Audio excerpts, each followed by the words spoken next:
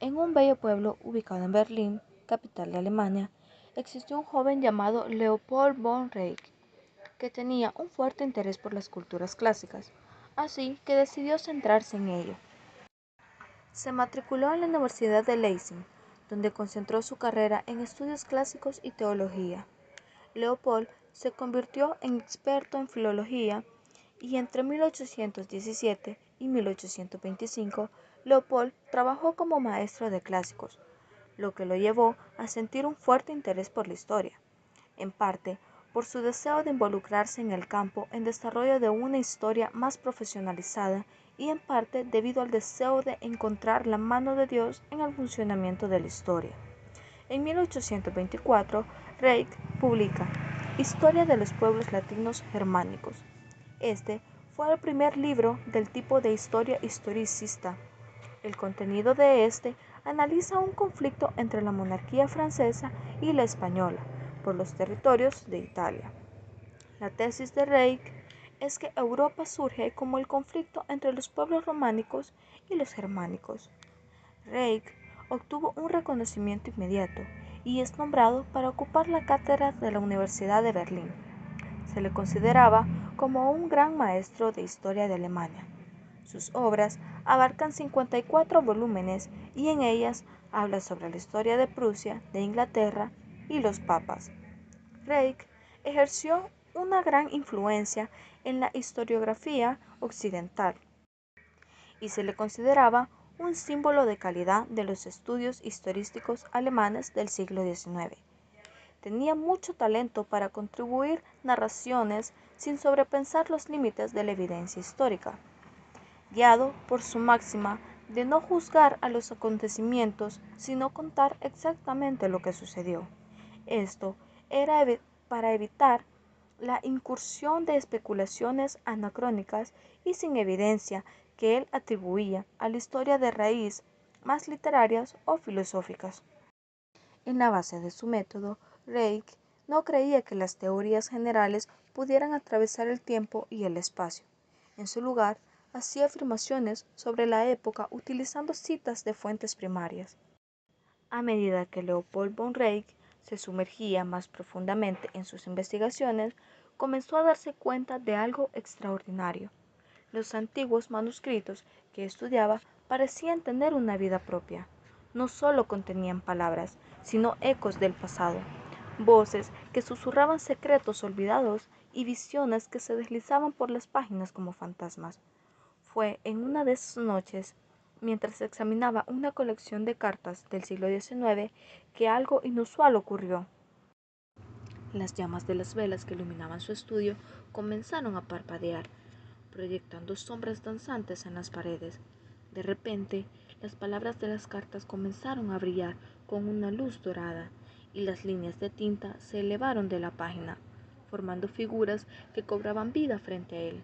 Leopold se encontró rodeado de espectros éteros, fragmentos del pasado que le mostraban las intrigas políticas y religiosas que habían moldeado la Europa de entonces. La corte papal, los monarcas y los embajadores se materializaban a su alrededor, susurrando conspiraciones y secretos a su oído.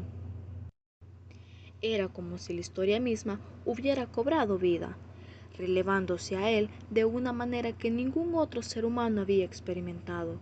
Fue en ese momento cuando Leopold comprendió que no solo estaba estudiando la historia, sino que estaba siendo elegido por ella.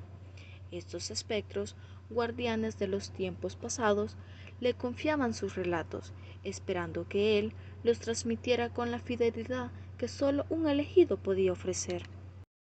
Impulsado por esta nueva comprensión, Reich se propuso desarrollar un método riguroso para estudiar la historia, un método que se basara en la evidencia empírica que estos guardianes del tiempo le revelaban.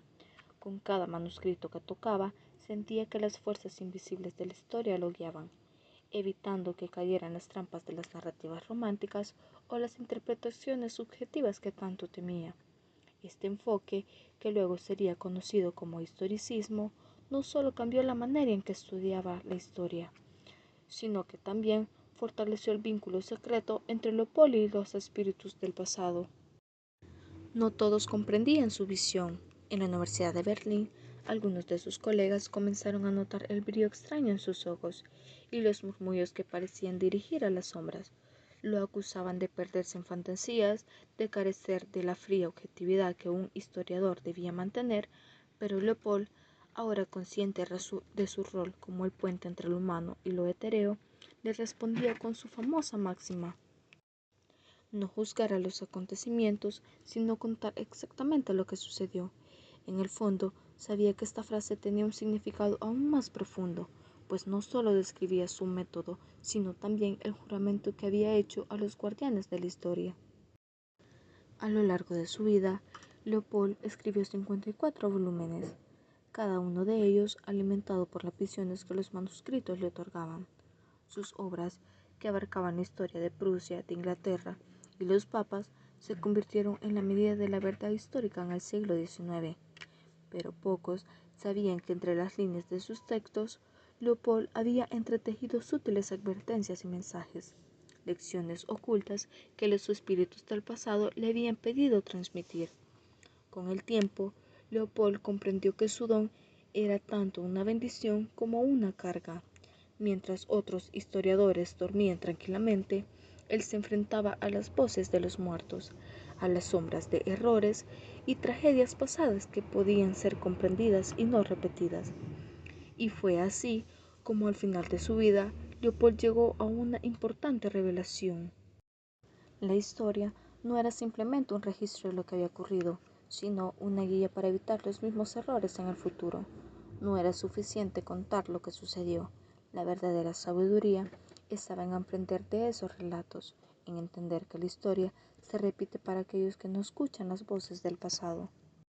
Y así, en su último aliento, Leopold dejó un mensaje para todos aquellos que siguieron sus pasos. La historia no es solo un registro de hechos pasados, sino una guía vital para el futuro. A través de la experiencia de Leopold von Reit, se transmite la idea de que entender y aprender de los errores del pasado es esencial para evitar que estos se repitan. En resumen, la historia debe ser estudiada y comprendida, no solo para saber lo que sucedió, sino para aplicar esa sabiduría y evitar que los fantasmas del pasado vuelvan a atormentar el presente y el futuro.